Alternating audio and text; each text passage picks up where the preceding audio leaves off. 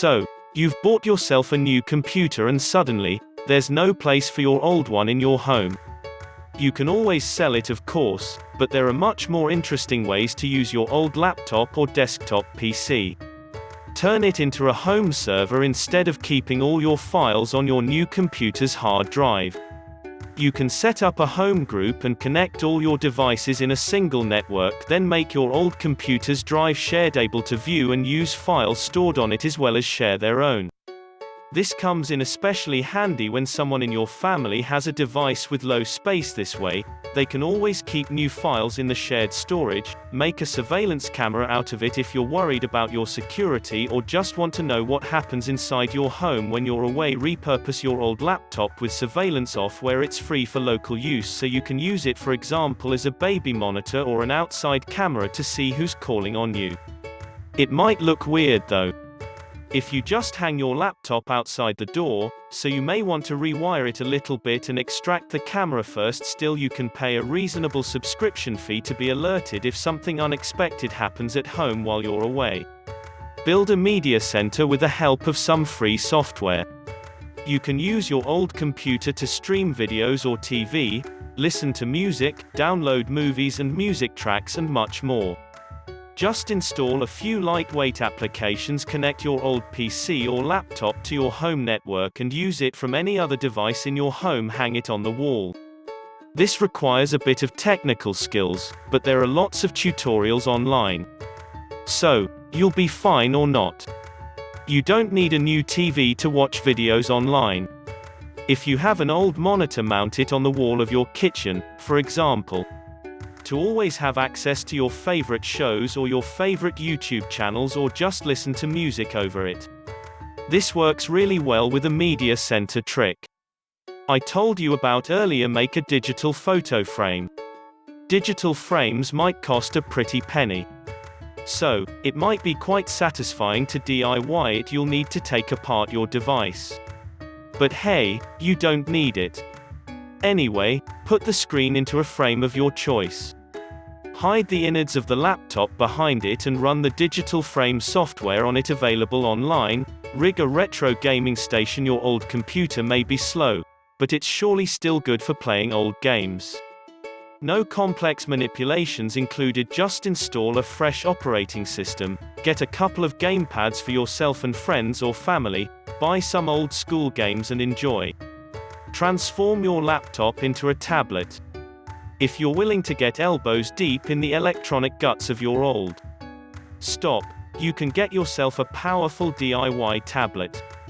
You'll have to make quite a lot of adjustments, including replacing the default screen with a touch screen, but the result is worth the effort. Search for tutorials online, choose the one you like the most, get some spare parts and get down to work. Make a remote network server. An old computer can be a good place to share your files with other people online. You can either set up a website and use your PC as a server, or create an FTP server. It will look very simple but still serve its purpose of sharing stuff. Using such a structure is more secure than sending files via messengers, and it might be even more convenient since you always have access to it. Experiment with a different OS. Although convenient, Windows and iOS consume a lot of computing power, so you can try out a new operating system to see if it works better for you. Linux is a great way to turn your old machine into a fast boating network device you can once again use for work or leisure. There's also the emerging Chrome OS to try. I wouldn't advise experimenting with your main computer, but your old one is well suited for such tasks. Then she doesn't need it that much. Anyway, get yourself a second monitor. When a laptop or PC breaks, its monitor is usually still functional, so you can use it for work or to play games as a support in case of a desktop PC.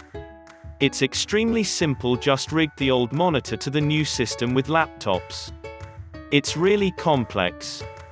You'll need to unscrew the lid and get it working, but it's easier than it sounds. You can also attach DIY computing hardware to it, such as Raspberry Pi, and get a brand new handmade device. Build a $5 projector. It'll be a short-range one, but still looking cool. You'll need a working laptop with a screen brightness at maximum, a cardboard box to put it into a Fresnel lens. You can get one for a couple of bucks online and a roll of duct tape. In short, cut a piece out from a side of the box, put the lens inside it with the smooth part looking out and tape it to the box. Since the lens will make the projected image flip both horizontally and vertically, you'll need to turn your laptop upside down. Just cut out the opposite side of the box then. Mount the laptop with its keyboard lying on the top of the box. Set up a makeshift router in case your router stops working for some reason. You can have an emergency Wi-Fi hotspot. You'll need to connect all your devices into a single home network, and in the old laptop settings select it as a hotspot. Don't forget to hook it up to the LAN cable though, or it won't work. Play DVDs or Blu-ray discs. I know they're streaming, of course.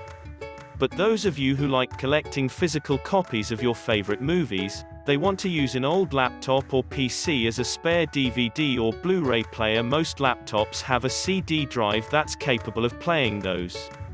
So, all you need to do is buy a good acoustic system, because the sound on laptops usually is pretty crummy. Use it on the road. Purchase a cable to connect your old laptop to your car and you can have your very own on-the-road computer.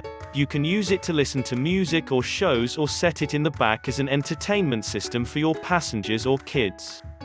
If it's a small notebook, it can also be used as a GPS navigation device in case your smartphone screen is too small. For example, give it to a family member who's not computer savvy.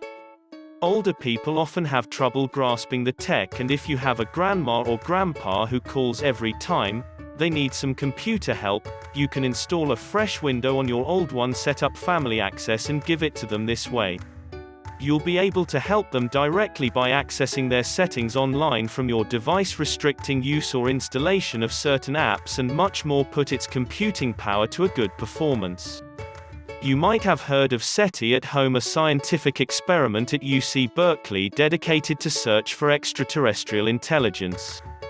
Since there's no much here, you can join it by creating an account there and connecting your old computer to the worldwide network, helping the cause. When you install a free program, your computer will start downloading and analyzing data from telescopes.